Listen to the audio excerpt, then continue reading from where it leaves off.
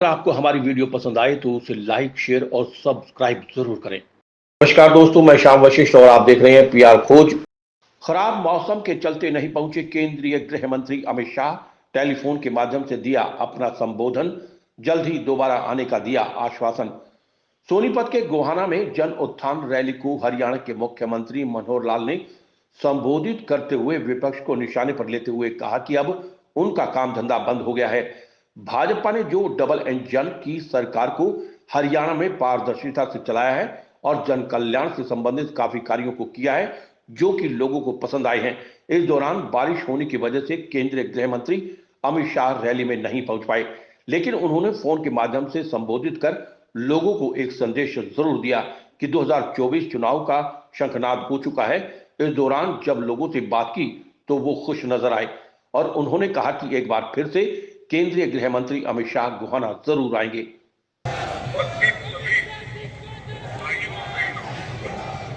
आज इस रैली में मैं बड़े मन से आप लोगों को मिलने आना चाहता था, परंतु खराब मौसम के कारण हेलीकॉप्टर उठाने की परमिशन नहीं है।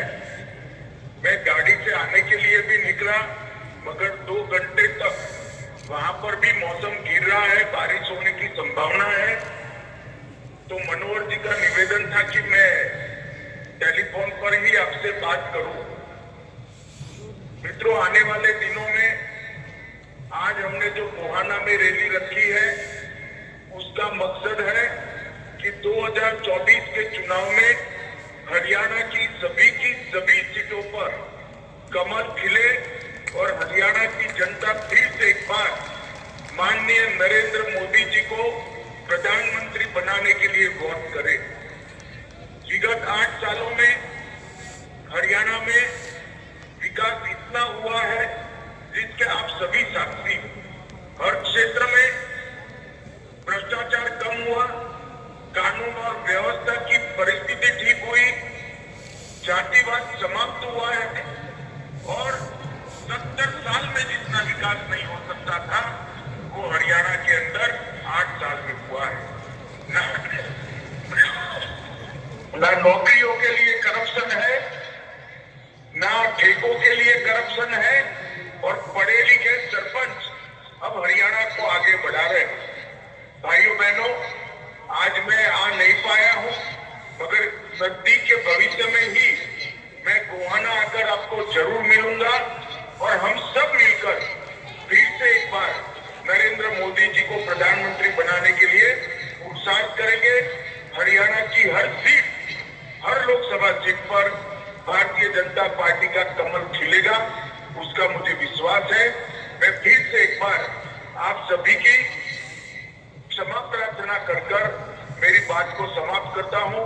वंदे मातरम, भारत माता की जय। इस प्रदेश में एक भय का, एक भ्रष्टाचार का जिस प्रकार का वातावरण 2014 से पहले था, हमने उसको मिटाया, दूर किया है और निश्चित रूप से जैसे देश आगे बढ़ा है, हम भी कदम से कदम मिला करके हरियाणा के नाते से भी आगे बढ़े हैं।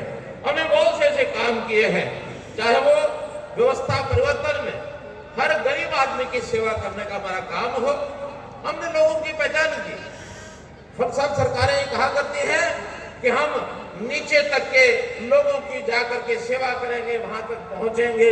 हमने वायदा किया कि हम पहुंचेंगे नहीं, हम शुरू नीचे से करेंगे और नीचे से शुरू करेंगे तो गरीब की, किसान की, मजदूर की, छोटे व्यापारी की, छोटे उद्योगपति की जो भी सेवा होगी हम भरपूर उनकी सेवा करेंगे।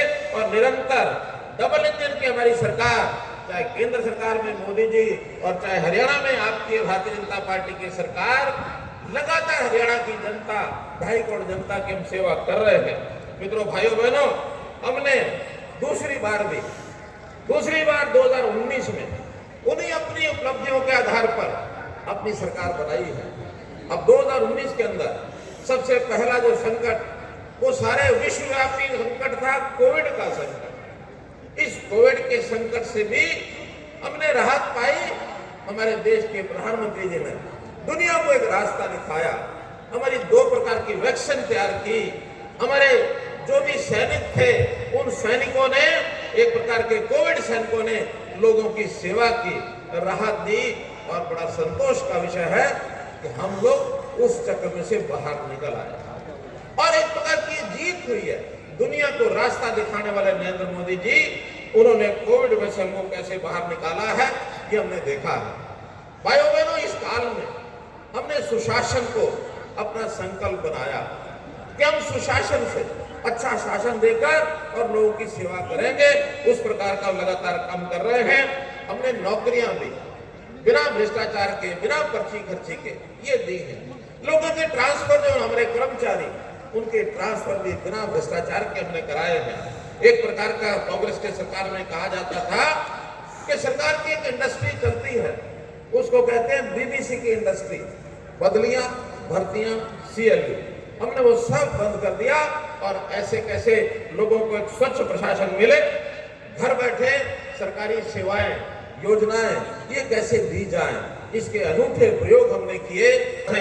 राशन कार्ड बने, लोगों को, बुजुर्गों को घर बैठे उनकी पेंशन मंजूर कराई।